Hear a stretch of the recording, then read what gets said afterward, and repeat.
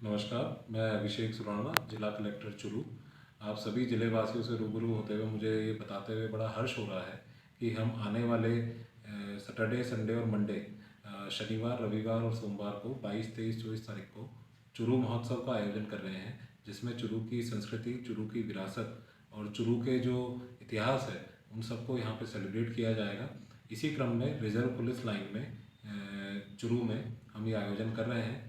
जो फेस्टिवल है उसकी शुरुआत 22 तारीख को सुबह 7 बजे गढ़ चौराहे से एक कार्निवल के रूप में, एक शोभा यात्रा के रूप में होगी, जिसका समापन इंद्रमणि पार्क के पास होगा।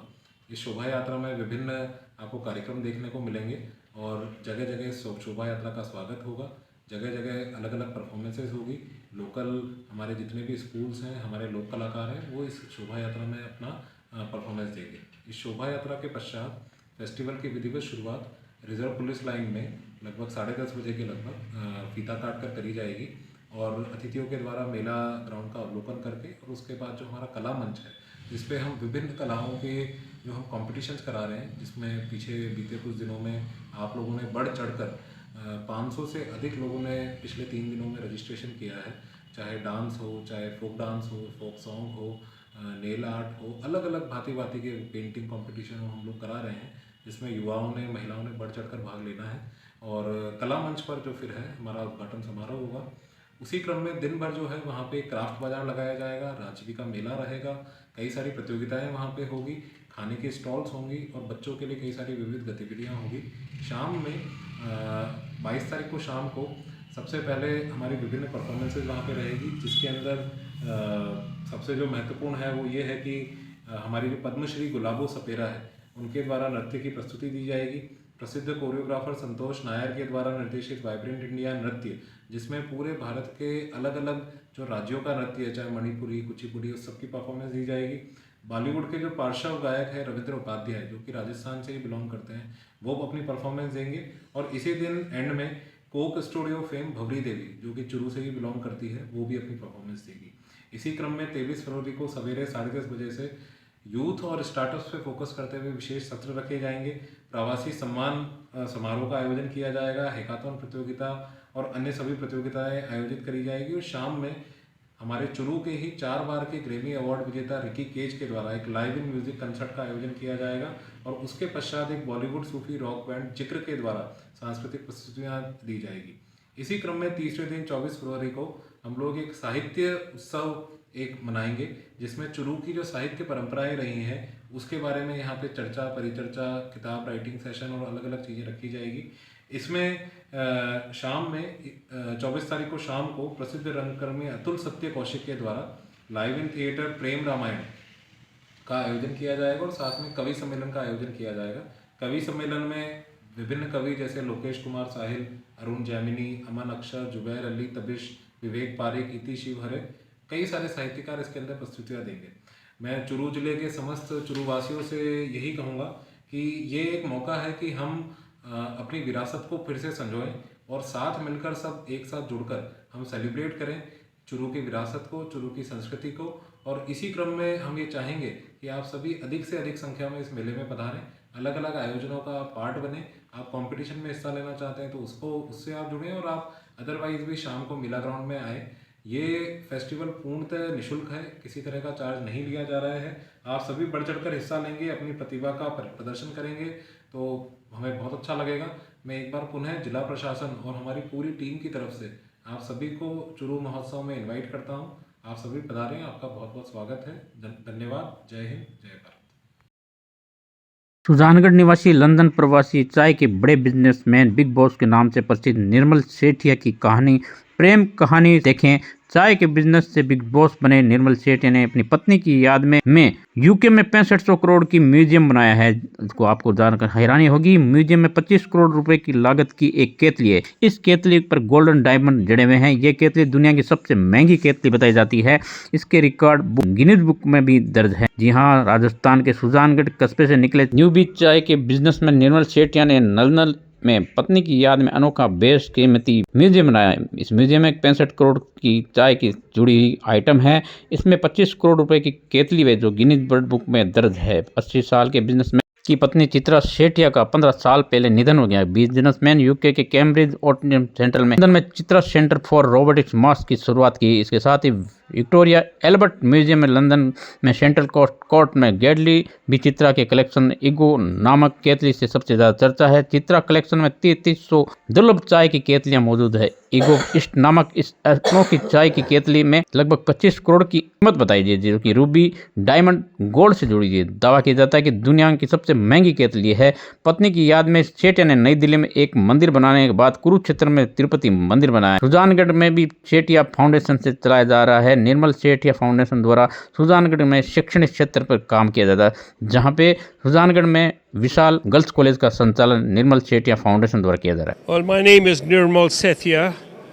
I'm part of the N. Sethia Foundation and N. Sethia Trust.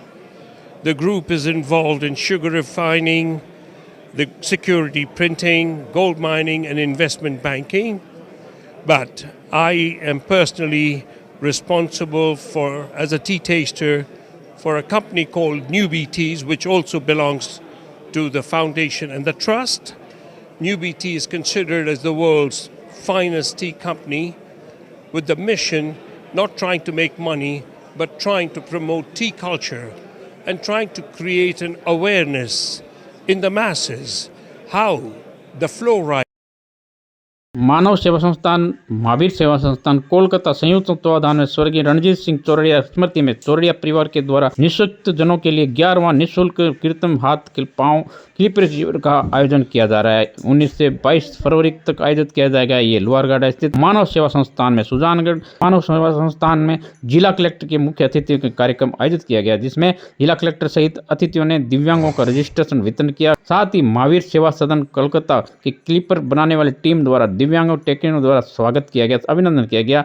Mahavir सेवा सदन कोलकाता के अध्यक्ष विजय सिंह चौरड़िया ने बताया कि महावीर सेवा सदन कोलकाता की क्रियाकलापों के बारे में जानकारी दी। समन्वयक मानकचर सराफ ने बताया कि हर साल लगने वाले दिव्यांगों के लिए इस लीपर शिविर में 150 से अधिक दिव्यांगों का रजिस्ट्रेशन किया गया है। कार्यक्रम को संबोधित करते हुए जिला कलेक्टर अभिषेक सुराणा ने बताया, इस तरह के शिविर आयोजित करने के लिए मेहनत और समर्पण की जरूरत होती है। दिव्यांगों के लिए आयोजित इस प्रकल्प की सराहना करते हुए इस मुहिम को आगे बढ़ाने व उनका सहयोग करने की अपील की। पुखराज चौरड़िया के सहयोग से आयोजित विशेष अतिथि के रूप में रघुनाथ खेमता, एडीएम मंगलाराम कुड़े, एसडीएम ओम प्रकाश वर्मा, तहसीलदार राजू देवी, सभापति नीलफर गौरी, उप सभापति अमित मारोटे, समाज कल्याण अधिकारी बाबूलाल माया, महावीर सेवा सदन के रणजीत सिंह जी आदि मौजूद है। अतिथियों का स्वागत किया गया। सुनीता चौरड़िया, गजानंद जांगीर, अशोक माटोलिया, संजय चौरड़िया, मनोज चौरड़िया द्वारा दौरान भामासा पवन कुमार तोदी, प्रिंसिपल सरोज पूनिया, एडवोकेट निरंजन सोनी, ओम प्रकाश तून, राकेश शर्मा, महेश शर्मा सहित बड़ी संख्या में लोग उपस्थित हैं। हम आपको बता दें, सुजानगढ़ के लोहारगढ़ स्थित मानव सेवा संस्थान में दिव्यांगों के लिए 19 से 22 फरवरी तक ये शिविर आयोजित किया जाएगा, जिसके लिए कार्यक्रम आयोजित किया गया। इस दौरान शिविर को सफल बनाने के लिए कोलकाता की महावीर सेवा सदन द्वारा क्लिपर बनाने वाली टीम है, जो कि दिव्यांगों के लिए हाथ पांव के क्लिपर का निर्माण करती है और उनके लिए राहत प्रदान करती है। इस दौरान महावीर सेवा सदन कोलकाता के अध्यक्ष विजय सिंह चौरड़िया ने बताया,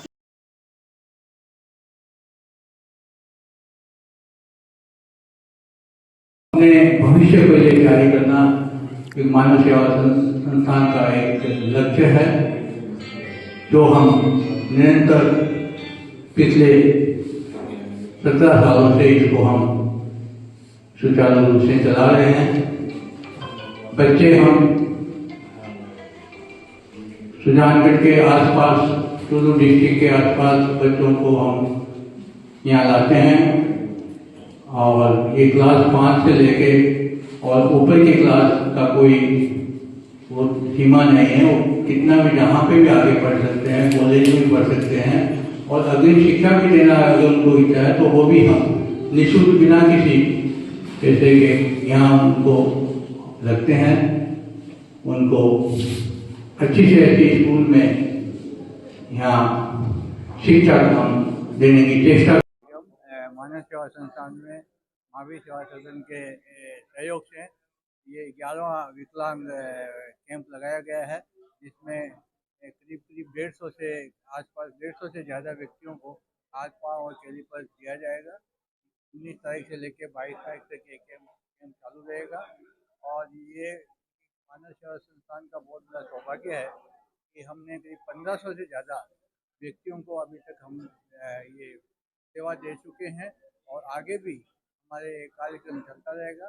मैं पधारे हुए हमारे जिला कलेक्टर साहब श्री सोना साहब का बहुत बहुत आभार व्यक्त करता हूँ कि जिन्होंने समय निकाल करके कैंप का उद्घाटन किया और हमारे विकलांग भाई बहनों को एक उत्साह का एक माहौल दिया जिसमें वो आगे अपने जीवन में आगे इन्हीं भावनाओं के साथ आप सभी का मानव सेवा के बारे में क्या कहना ये बहुत ये एक अच्छा आयोजन हो रहा है और लगातार 11वीं बार एक ही जगह पे ये आयोजन किया जा रहा है और मुझे लगता है पूरे हमारे क्षेत्र के लिए आसपास के समस्त कस्बों समस्त गांवों के लिए एक अपने आप में बहुत छोटी पहल है।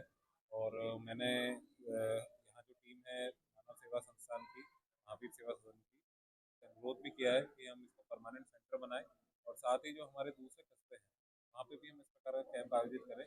वो बहुत बड़ा जिला है राजगढ़, तारानगर, हमारे इस तरह का आयोजन हो तो इनकी भावना है, भावना के अनुरूप काम हो, यही मेरी कामना है। मैं दिव्यांगों के लिए भी शुभकामनाएं प्रेषित करता हूँ, वो अपना एक डिग्निफाइड जीवन जी सके और जीवन में कुछ बहुत अच्छा नाम कमाए।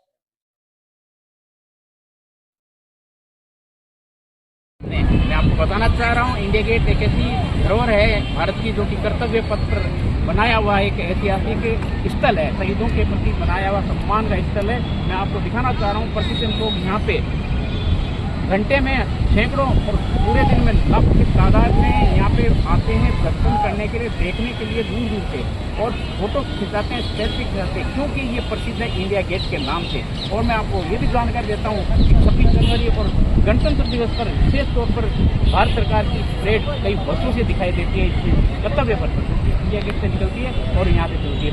मैं आपको गेट पे काफ़ी लोग आते हैं, उनसे बातचीत भी करेंगे।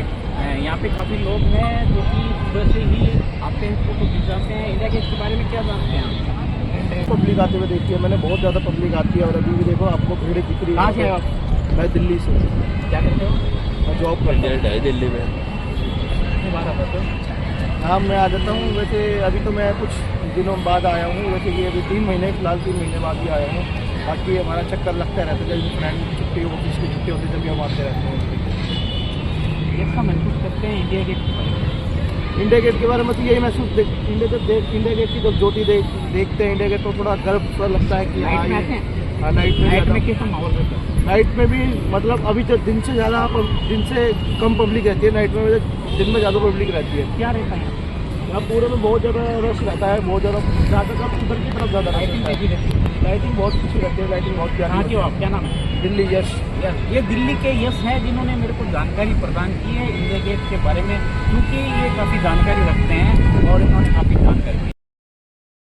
सुजानगढ़ के नजदीक गांव कातर छोटी में बिदासर नोखा रोड स्थित एसबीआई बैंक के बाहर लगे एटीएम को गुरुवार रात्रि को 5 से 6 लुटेरों ने उखाड़ कर ले जाने की घटना को अंजाम देते हुए पुलिस प्रशासन में हड़कंप मचा दिया। डीवाईएसपी दर्दाराम के अनुसार आसपास के लोगों ने बताया कि रात के समय अचानक तेज आवाज आई। लोगों ने घर से बाहर आकर देखा तो लुटेरे एटीएम मशीन तोड़कर जसरा सर रोड की तरफ गाड़ी में भागते हुए दिखाई दिए। एटीएम तोड़ने की सूचना मिलते ही सांडवा पुलिस मौके पर पहुंची, घटना की जानकारी ली। सीसीटीवी चेक किए गए। सीसीटीवी में 5 से 6 लुटेरे मुंह पर कपड़ा बांधे हुए नकाबपोश में दिखाई दे रहे हैं। एसबीआई के ब्रांच मैनेजर चंद्रवीर सिंह ने बताया कि एफआईआर दर्ज करते हुए कि गुरुवार रात्रि को एटीएम में 30 लाख रुपए डाले गए थे, जिसमें 28,96,500 लुटेरे लेकर भाग गए। मैनेजर ने बताया कि लुटेरों द्वारा केबल की कैमरों की थी उसको काट दिया गया था।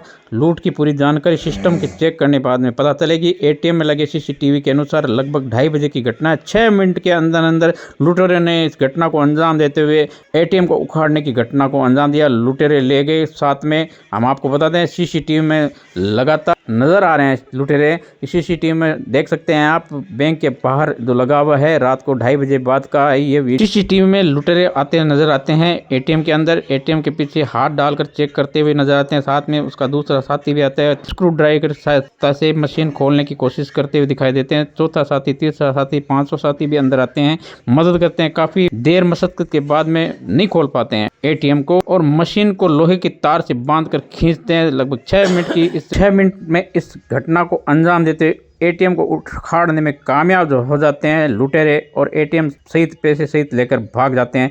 लोग भी देखते हैं इस घटना के बाद में लुटेरों को भागते हुए गाड़ी में।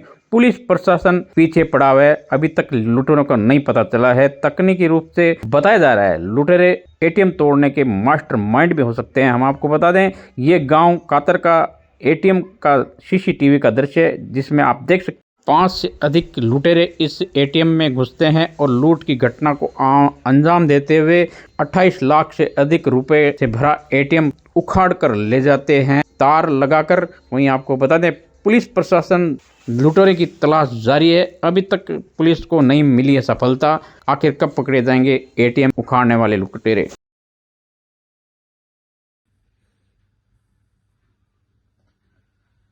जहाँ तक बजट की बात है, पहली बार इतने ज्यादा बढ़ेगा, आज तक के इतिहास का सबसे ज्यादा घाटे का बजट ये पेश किया है। 70,000 करोड़ रुपए घाटे का जो बजट पेश किया है, उसमें बहुत से ऐसे घोषणाएं की गई है जो पूर्व में जिन कामों की घोषणाएं हो चुकी हैं या जो स्वीकृत हो चुकी हैं। ईआरसीपी पर 9,000 करोड़ पूर्व में कांग्रेस के राज में स्वीकृत हो गए, जिनको दोहराया गया है।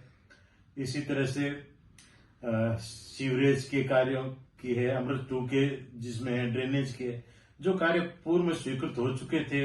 अमृत 2 की पेयजल योजना पूर्व में स्वीकृत हो गई थी, जिनके टेंडर हो चुके थे या टेंडर होने बाकी थे या कार्यादेश देने थे, आपने उनको रोक रखा था, उनकी बजट में घोषणा की है। उसके बजाय उनको अलावा और आप घोषणाएं करते तो बहुत अच्छा होता। फिर भी सुजानगढ़ के लिए बहुत से हमने मांगे मांगी थी, कुछ मांगे मानी है, उसके लिए तो उनका धन्यवाद है। जैसे बिदासर में नई कृषि उपज मंडी की हमने डिमांड की, उसको स्वीकृत किया है। मर्सीसर में उप स्वास्थ्य केंद्र को पीएससी अस्पताल में स्वीकृत करने की हमारी मांग को माना है। सारोठिया के उप स्वास्थ्य केंद्र को भी क्रमोन्नत कर पीएससी अस्पताल में किया है, वो हमारी डिमांड थी, उसको भी इन्होंने स्वीकृत किया है। लोहारा में हम 2 साल से प्रयासरत थे कि वहां जीएसएस खुले और लोहारा में 33/11 का जीएसएस स्वीकृत हुआ है इस बजट में। लोहारा में एक और सड़क जो उडवाड़ा से लोहारा होते हुए परावा सड़क की डिमांड बहुत थी, जिसकी हम प्रयासरत थे, उसको भी स्वीकृत इस बजट में किया गया है। पानी की टंकी की बाड़ा की, जैसा कि आपको पता है चुनाव में भी उसकी बड़ी डिमांड लोगों ने करी थी, तो बाड़ा और ढाणी कुमारान में नई पानी की टंकी और पाइपलाइन स्वीकृत की है, उसके लिए तो धन्यवाद है। पर इसके अतिरिक्त और भी कुछ मांगे थी, उनको भी पूरा किया जाता। जैसे कारागार सब जेल की बात थी जिसकी अनदेखी हुई है, सुजानगढ़ में ऑडिटोरियम की बात थी उसकी अनदेखी की गई है। तो इस तरह से कुछ काम स्वीकृत हैं, कुछ नहीं हुए सुजानगढ़। पर राजस्थान के परिचित्र में देखें तो कहीं न कहीं बहुत ज्यादा निराशा देखने को मिली। धन्यवाद।